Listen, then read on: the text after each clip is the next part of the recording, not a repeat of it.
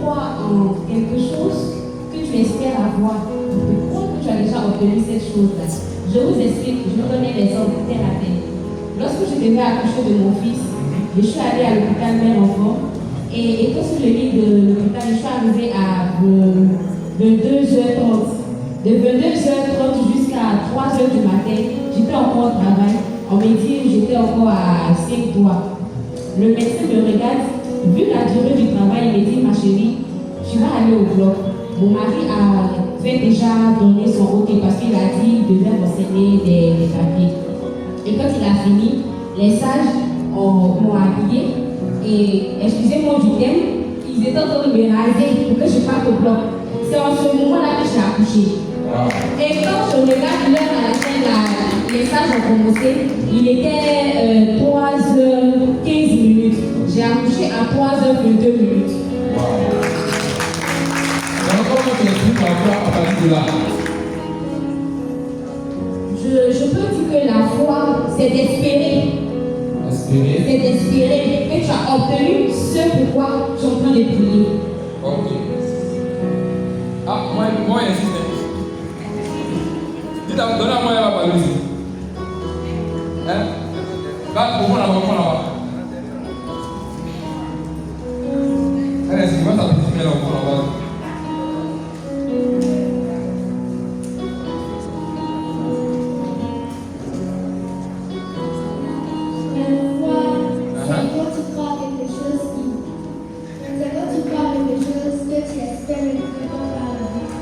Wow, ok. Quand tu crois en quelque chose que tu espères, mais qui n'est pas encore arrivé, c'est une très bonne réponse. Alléluia. Alors donc, si on veut regarder le cas de la femme, comment est-ce qu'on peut définir la foi en regardant un peu ce passage-là, cette veuve? Vous voyez, elle doit, on doit lui rendre justice. Il y a un juge qui est établi sur la ville pour rendre justice. Le juge là, il ne crée pas Dieu et puis il s'en fout des gens. Peut-être que si tu as un peu d'argent pour le boulot, même il va pencher à ta faveur. Elle n'a pas cet argent. Elle vient le voir, il la chasse. Elle va le voir, il la chasse. Jusqu'à ce qu'elle devienne tellement insistante qu'il finit par lui rendre justice, finalement en se débarrassant d'elle. Alléluia. Donc la foi ici, là, c'est quoi? Et on est ensemble. Oui. Ici. Il y a un doigt d'abord, après on vient ici. Je ne vais pas venir te donner des théories que tu vas prendre. Non, je veux qu'on médite ensemble. Merci, Joël. Amen. Donc, la foi ici, je peux dire que c'est la persévérance. Ok. Ok. Je te bénisse. Il y a ici, viens vite. Un doigt ici. Elle a parlé de persévérance, c'est très important.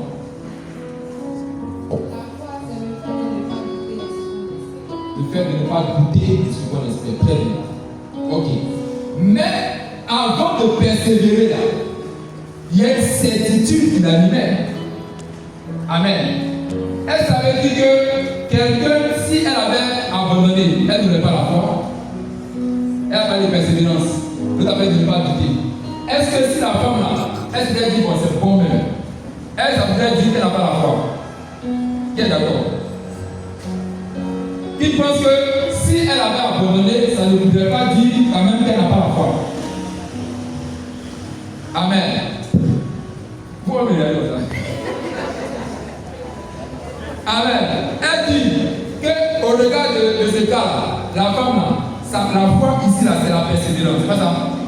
Voilà. Maintenant, elle dit, si la femme n'avait pas persévéré là, est-ce que ça voudrait dire qu'elle n'a pas la foi?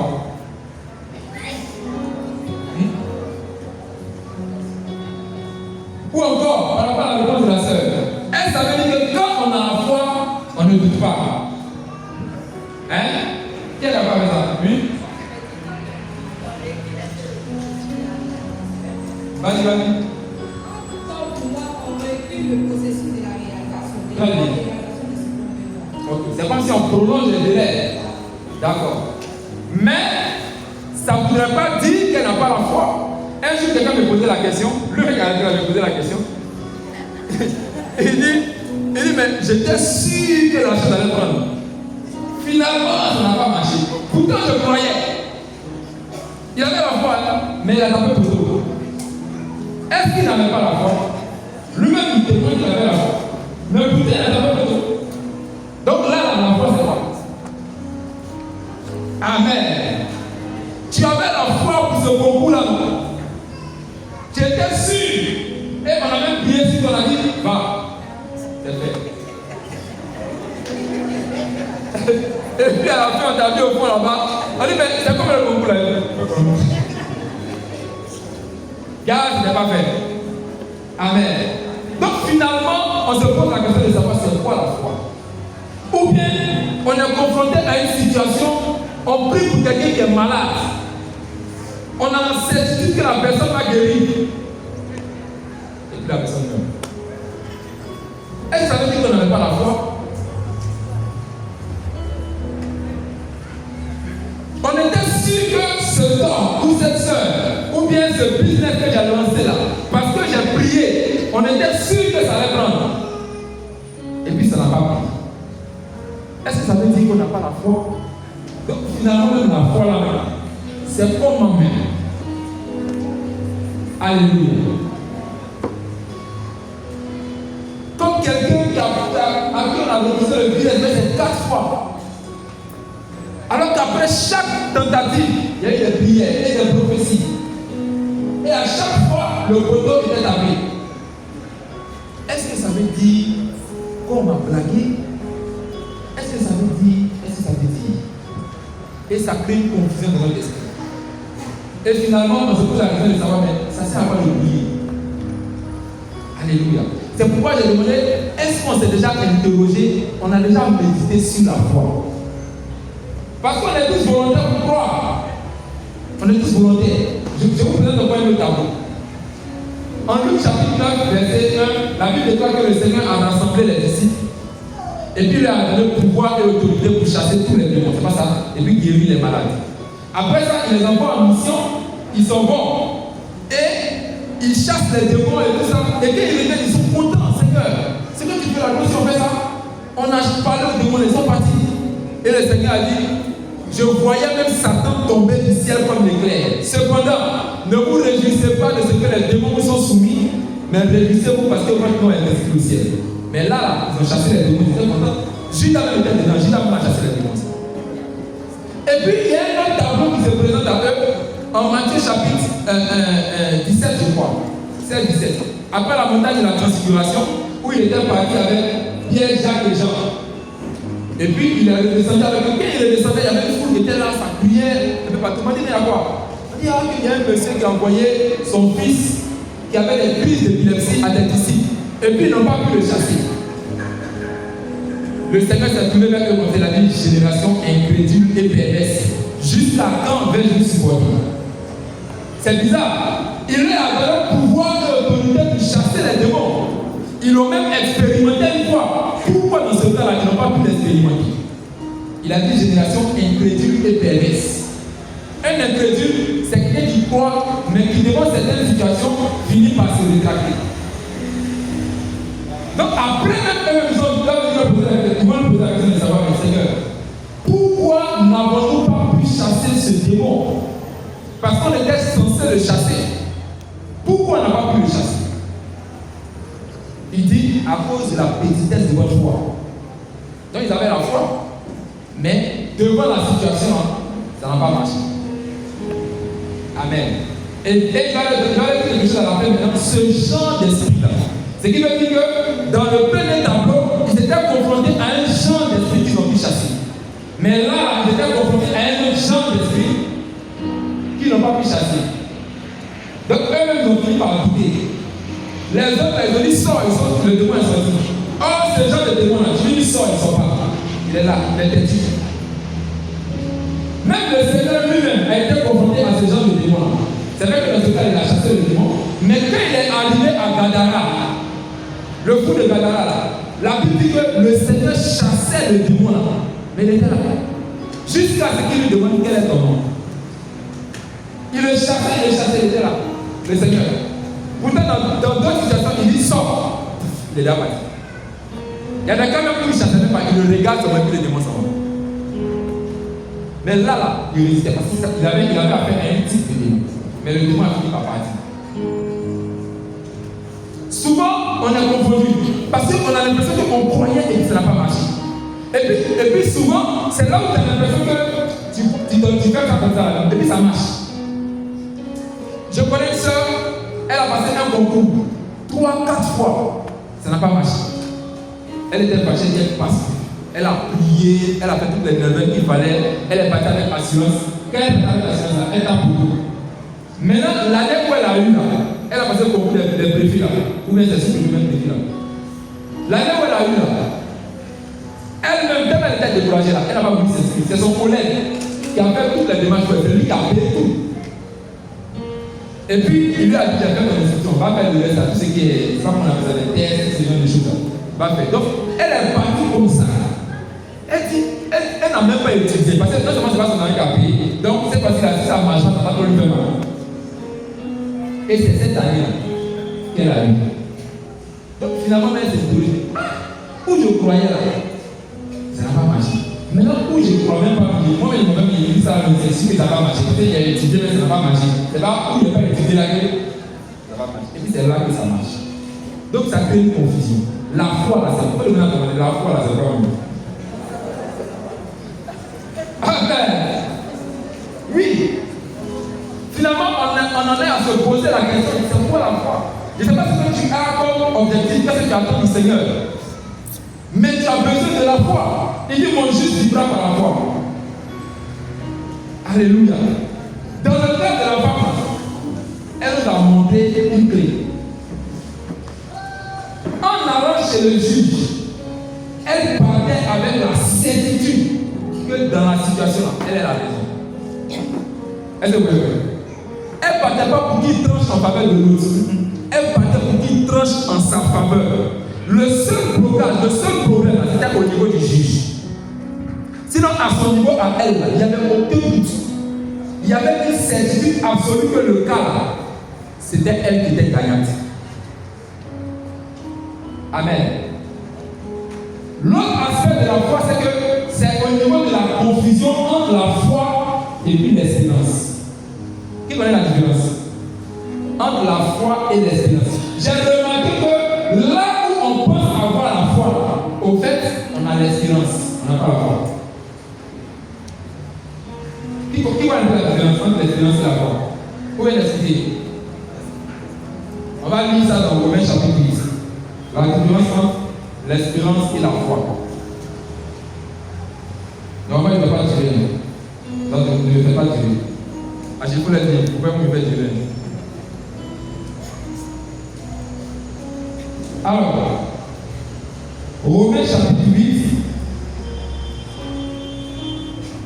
à partir du verset 24, Paul dit, car nous avons été sauvés, mais c'est en espérance. Voir ce qu'on espère, ce n'est plus espérer. Ce que l'on voit, comment peut-on l'espérer encore? Mais nous qui espérons ce que nous ne voyons pas, nous l'attendons avec persévérance. Le mot persévérance, c'est sorti encore. Pourtant, ici, il parle de quoi? De l'espérance. La différence entre la foi et l'espérance, c'est que l'espérance repose sur une promesse qui n'est pas encore accomplie. Est-ce que vous voyez? L'espérance repose sur une promesse qui n'est pas encore accomplie. Ça veut dire quoi? Ça veut dire, je te dis par exemple, dimanche prochain, si tu viens à la prière, tu auras un miracle. Dis Amen. On va venir dimanche prochain. Amen. Qu'est-ce que je vais faire? Je vais te donner quoi? Une espérance. Parce que le seul moyen pour expérimenter ou pour voir l'accomplissement de ce que j'ai dit là, c'est d'attendre quoi? Dimanche prochain. Tant que dimanche prochain n'est pas encore arrivé, tu ne peux pas voir ce que je vais te dire comme promesse. Tu vois, je vais te donner quoi? Une espérance. Donc, ça veut dire que quand tu sors d'ici là, dimanche prochain, en venant ici, tu t'attends à quelque chose. C'est pourquoi il dit espérer, c'est attendre. Et quand ça devient dur, tu attends avec persévérance. Dans ce cas-là, tu es dans l'espérance. Et là où il y a où la distinction devient compliquée avec la foi, c'est dans la définition que maman a donnée tout à l'heure. Elle dit La foi, c'est la ferme assurance de ce qu'on espère. Et ça, elle a dit ça dans Hébreux chapitre 11, verset 1. Hébreux 11, verset 1, qui est la très bonne définition de la foi, dit la foi, c'est la ferme assurance des choses que l'on espère. Or, je vais vous expliquer que espérer, c'est quoi? C'est attendre quelque chose qui n'est pas encore là. Est-ce que vous voyez? Donc, ça crée comme une certaine confusion. Puisqu'on parle de la définition de la foi, et puis on parle de l'espérance. Mais la clé dans la définition qu'elle a donnée, c'est la ferme assurance. La foi, c'est la ferme assurance. Ça veut dire que la chose n'est pas encore là, mais mon assurance est tellement ferme et totale que dès maintenant, je commence à opérer comme si la chose est là. En ce moment, je suis dans la foi. Est-ce que vous voyez? C'est-à-dire que dans l'espérance, là, je ne vois pas la chose. Si tu vois, c'est que tu n'es pas dans l'espérance. Ce que Paul dit, voir ce qu'on espère, ce n'est plus espérer. Si je suis au Carrefour Saint-Augustin ici, et puis je dis, je t'attends au Carrefour Saint-Augustin, mais depuis la Théo, je t'attends au Carrefour Saint-Augustin, mais dès que je te vois, est-ce que je t'attends encore? C'est-à-dire que tu es là. Donc quand tu attends quelque chose, c'est-à-dire que tu ne vois pas. Mais dans la foi, on voit la chose. Dans l'espérance, on ne voit pas. C'est une promesse qui attend que quelque chose se passe ou que le truc arrive. Mais dans la foi, la chose a déjà été faite. Donc tu es censé voir. C'est là qu'on parle des yeux spirituels. Amen. Dans la foi, la chose est déjà là. Je prends l'exemple d'une femme qui est enceinte.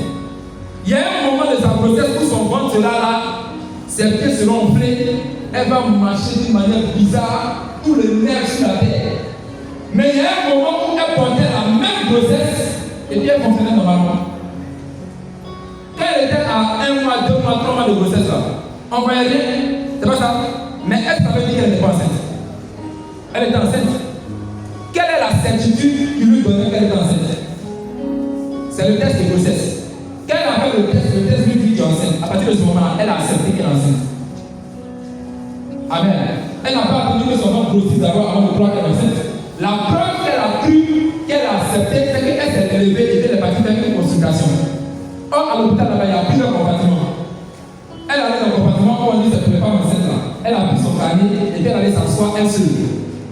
Ça veut dire qu'elle a la ferme assurance de son état. Même si elle ne vomit pas, même si elle ne fait rien, le test à ce moment lui a dit quelque chose et elle a accepté ça. Quand tu prends ton téléphone et que tu vas dans un guichet Orange Money, ou elle vient voir, pour aller faire un retrait, le monsieur qui est derrière là-bas, elle se demande. Lui-même qui a fait son mur là bizarrement, tu ne vois même pas qui est dedans. Peut-être même que lui-même, ton bien là, il ne connaît pas ça. Et puis tu viens, tu lui dis, il a qu'à te donner 100 000. Que toi tu veux faire le retrait 100 000. Et puis lui il prend le retrait là, il ne te connaît pas. Et puis il te donne 100 000. Toi tu s'en vas. Si la base de quoi il te donne 100 000. Hein? Parce que quand tu as arrivé là, tu as dit bonjour monsieur, je veux que tu me donnes 100 000. Il dit d'accord, donne ton code. Et puis tu tapes, c'est pas ça. Et puis maintenant, quand tu as tapé là, il te donne l'argent là et puis ça va. Ça veut dire qu'en venant là-bas, tu venais non pas en espérant qu'il te donne 100 000. Pourquoi tu vas te dire, je dois à midi chaud pour aller ça là-bas, espérant qu'il te donne 100 000. S'il ne veut pas te donner, non. La seule raison pour laquelle il ne va pas te donner, ça veut dire que soit il n'a pas assez d'argent pour te donner, ou bien soit il n'a pas assez d'argent pour te prendre. Mais si ton portable te dit que tu as 100 000 dans ton portable, tu peux aller dans n'importe quel Orange Money qui a l'argent et puis tu prends. Ce qui fait que tu vas te lever pour aller chez lui, c'est la foi. Mais si par exemple, tu appelles le Respo Jocelyn, tu dis Respo, est-ce que tu peux me faire un dépôt de 100 000? Et puis il dit, bon, je vais voir, attends un peu. Jusqu'à ce que son message arrive dans ton portable, tu espères. On se suit, non? Jusqu'à ce que son message arrive dans ton portable, tu espères. Donc dès que tu as pris nom, tu sautes en même temps. Est-ce que le reste n'a pas fait le dépôt? Tu te rends compte que c'est le message du gouvernement. On même les gens encore. C'est là même que ça t'énerve. Mais quand ça saute un coup, et puis tu regardes, quand ça t'énerve, tu sautes de ton lit, tu prends ton portable, et puis tu vas dans un dépôt Orange Money, et puis on te donne l'argent. Je prophétise la vie de quelqu'un ici. Tu vas aller prendre ce qui est à toi au nom de Jésus. Il faut juste avoir l'information dans ton esprit. Vous voyez, j'ai pris un parallèle.